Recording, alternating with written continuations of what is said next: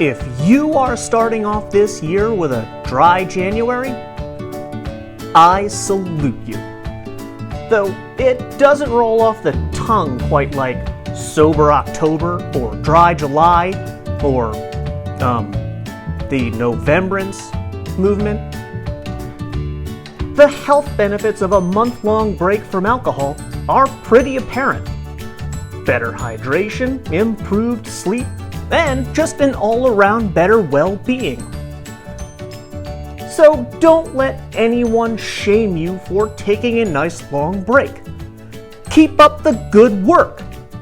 Instead, take this time and learn more about an ingredient that most of the intoxicated rarely think about.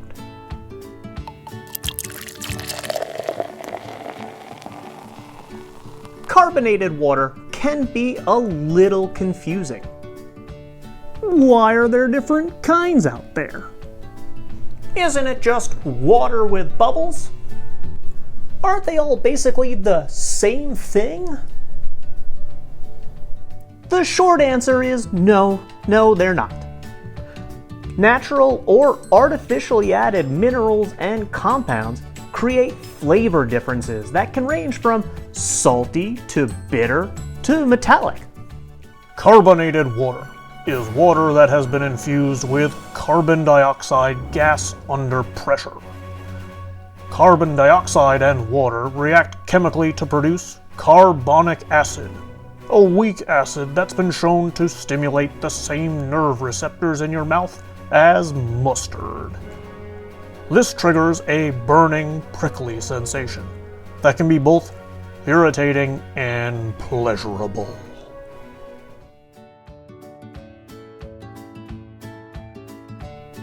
Seltzer is the simplest of bubbly waters. It's just plain old water and carbon dioxide. This type of artificially carbonated water was invented in the 1700s by an English scientist who found a way to collect the carbon dioxide released during beer production and add it to ordinary water. Pretty crafty, right? Now, owing to its neutral profile, seltzer water is commonly used as the base for flavored brands, like your LaCroix, or hard seltzers like your The White Claw. A little less crafty.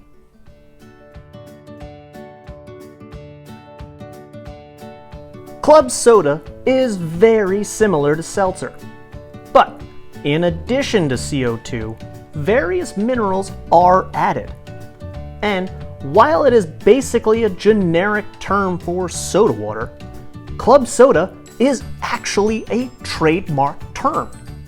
The original was made by Cantrell and Cochrane of Dublin, Ireland in 1877. This product was promoted as a health beverage that could neutralize lactic acid in the blood. It's slightly more minerally than seltzer, but it still retains a pretty clean taste. And you probably wouldn't really notice a difference unless you were some obsessive nerd doing side-by-side tastes of carbonated water.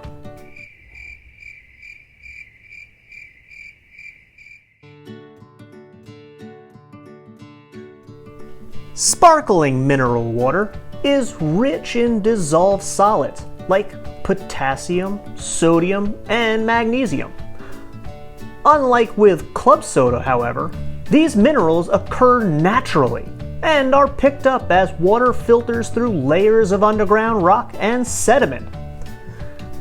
Mineral springs were popular religious sites in ancient times, both for drinking and bathing. In fact, the word spa comes from the mineral-rich town of the same name in Belgium. Likewise, seltzer water has a very similar origin. It comes from the town of Niederselzers, Germany, which became renowned for its sparkling mineral water, and seltzer's water was born. Per regulations, mineral water must contain at least 250 parts per million dissolved minerals from its source. The water's bubbles, meanwhile, can be naturally or artificially added. This regulation results in different brands having prominent and distinctly unique flavors and textures.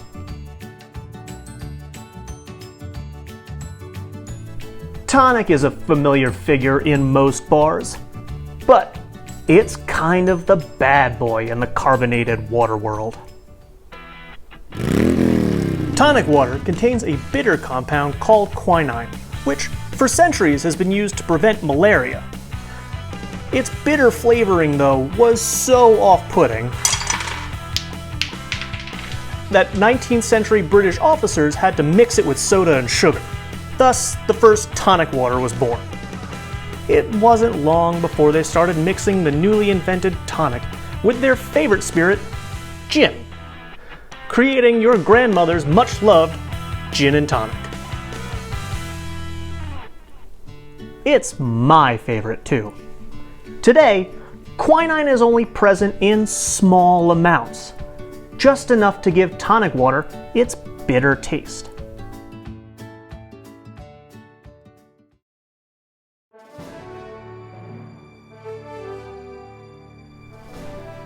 The minerals from club soda can potentially brighten citrus and curb bitterness, but it tastes a little metallic to me. I would rather add a salt solution.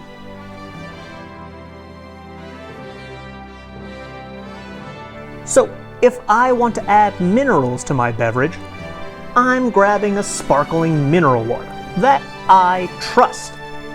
Try comparing the salty, velvety Italian San Pellegrino against Mexico's crisp and slightly citrusy Topo Chico.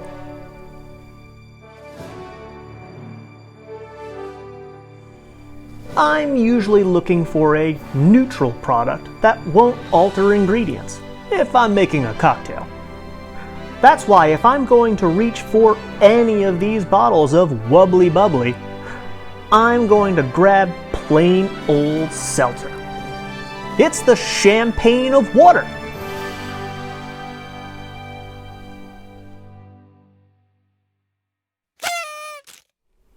I personally probably won't drink tonic water without gin or chartreuse in it, but don't let that stop you.